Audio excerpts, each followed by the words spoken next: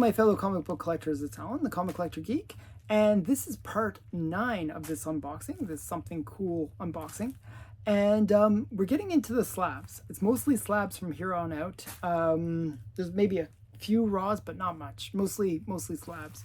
I always like to sort of break out the raw books from the slabs. It just keeps it easier for me.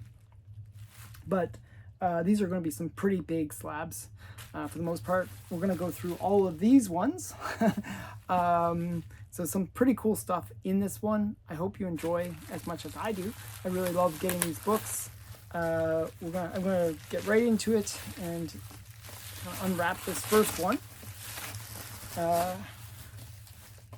This one should be something interesting since they put so much effort into wrapping it. They wrapped it really, really well. They even put some more cardboard in it. Okay. Oh, okay. This one's cool.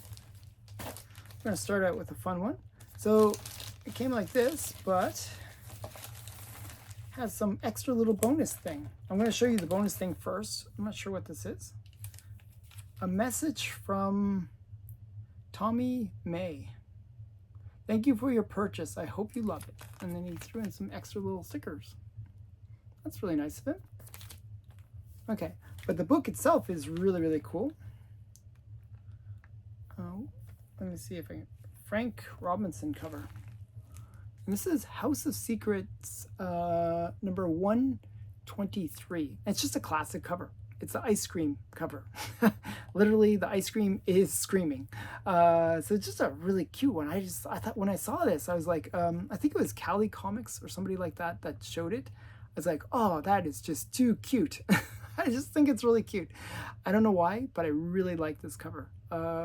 This whole, there's the old thing where they say, I scream, you scream, we all scream for ice cream. Well, this is the ice cream screaming, and I really like that. So you got the little skeleton hand, and you got this really cute ice cream, and it's got like a little nose and eyes and mouth.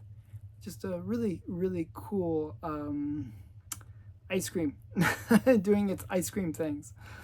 So yeah, so that's the first one. Next one, let's see what we've got here. Next one is a bunch of slabs. I don't know if I can get this out, or a bunch of books. I'm not sure what this is. Might have to kind of cut it a bit, get through all these layers.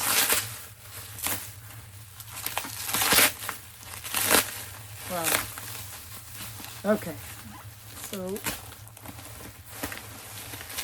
see what we got here. Huge amount of wrapping. Okay, we got one slab.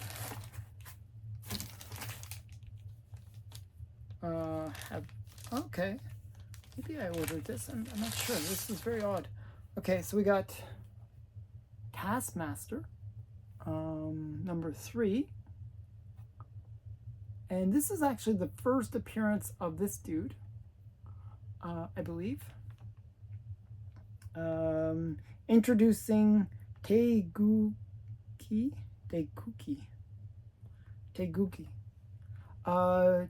That means actually flag. That's actually flag in Korean. Like the national flag is Teguki. And it's the idol of South Korea. So it's a South Korean superhero. So this is Taskmaster number 3. I believe this is the second printing. Yeah, it is the second printing. The second print is where he actually makes this cover appearance. The first print is not, he's not on the cover. So that's interesting. Okay. What did that come with?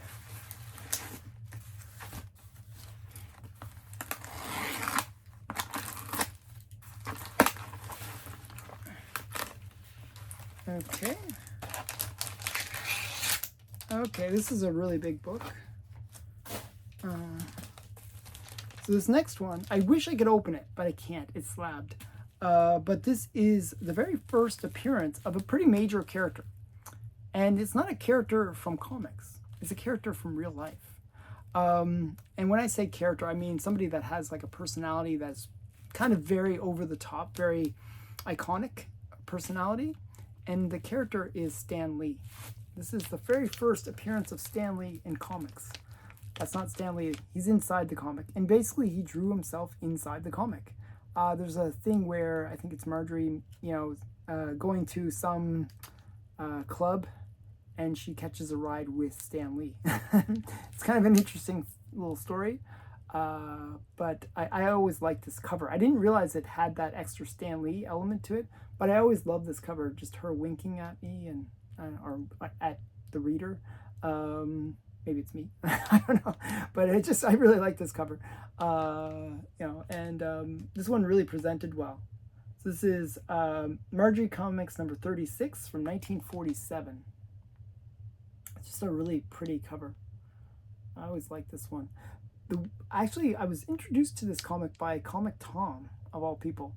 Not that he told me about it, but he had this one for the longest time in his background. I noticed, I always like to watch other people's channels and see what comics they have in their backgrounds, because that gives me a sense of what other people think are cool comics. And I saw this one and I thought, oh, that is somewhat cool. I really like that one. And I just thought it was really cute, and I like this Good Girl art cover. I'm not sure what's going on, but it's like America's Glamour Girl, and there's all these little people. I'm not sure what the little people are all about, but it's a very cute cover. Okay. Next one. Again, requires a little bit of opening.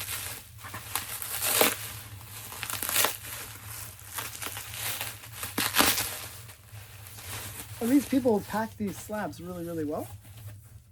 Oh, okay. It's not a bad one. This one was really well packed. Good job. Whoever packed that did a great job. This next one, I gotta take it out of the plastic, just so the plastic's not the clearest, so you won't be able to see it. But this one is Blue Beetle number 1. This is actually not the first Blue Beetle number 1, but it's this first Silver Age Blue Beetle. So it says, first Silver Age appearance of the Blue Beetle. Carlton Comics, 1964. It's doesn't say who did the cover, strangely. Maybe Frank McLaughlin. So just a really cool book. I like the mummy on the cover. Cool to get his first Silver Age appearance. You can see the back as well. Just a really cool book. So, and it's off-white pages. So Blue Beetle number 1. Okay. That was a pretty cool book. Actually, who did I'm just curious, who did the Margie? Okay, so it's Morris Weiss. I was just curious who did it. Art and story. Interesting. Okay, now the last book in this haul is one that I've been trying to get for the longest time. And actually, when I bought it, I really talked them down on the price because I thought they were really kind of overpriced. A lot of the time, eBay sellers are very overpriced, and I talked them down to a more reasonable price. Still, actually, a little bit over fair market value. Wasn't brutal. I actually put it around fair market value. But this one's a hard book to find. It's a hard book to get. And it's a hard book to get that's an affordable copy. Now, this is a low grade because it is an expensive book. But what happened was, after all that negotiation, we were going back for weeks, back and forth for weeks. I finally got him to a price that I could agree on, that we both could agree on. And he said, oh, I'm going to a convention. And I believe it's at the convention, he thought. And then he was like, oh, I can't find it. I don't know where it is. So he canceled the order. After all of that, he canceled the order. I was like, oh, really? That sucks. I mean, I really wanted to get that book. And then he, a few weeks later, he's like, oh, I found the book. Don't worry, I'll send it to you. Just, we do the price thing again, and I'll send it to you. So I was like, okay, are you sure you have the book? And he said yes. But this is a really classic pre-code horror cover. And this is Vault of Horror number 30. And I thought this one is one that's actually kind of on the rise. It's a bit of a speculation book as well, strangely, because this one was used in the Blood Hunt alternative variant covers. I think it's like Iron Man's arm that's hanging from one of the things. They had a sort of their own version of this EC cover, and it's just a classic Johnny Craig cover. I always thought this one was interesting. Like all the subway watchers are watching as this arm is just hanging there. I don't know why they didn't notice it earlier, but oh well. It's like kind of a funny one. So Vault of Horror number 30, and it is really it is a low grade. As I said, it's a 1.5. You can see the spine is just mangled. Barely, the front page is barely holding it. Probably only holding on by one staple. But definitely a cool book. I'll show you the back. Great Johnny Craig cover from 1953. Vault of Horror number 30.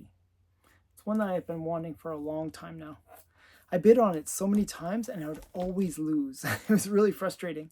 So I finally got it, finally added it to the collection. It is a low grade, but a low grade is better than no grade. So again, I hope you enjoyed this video. I hope you enjoyed seeing some of these Bronze Age horror all the way to Golden Age horror books. So again, thanks for watching. Bye for now.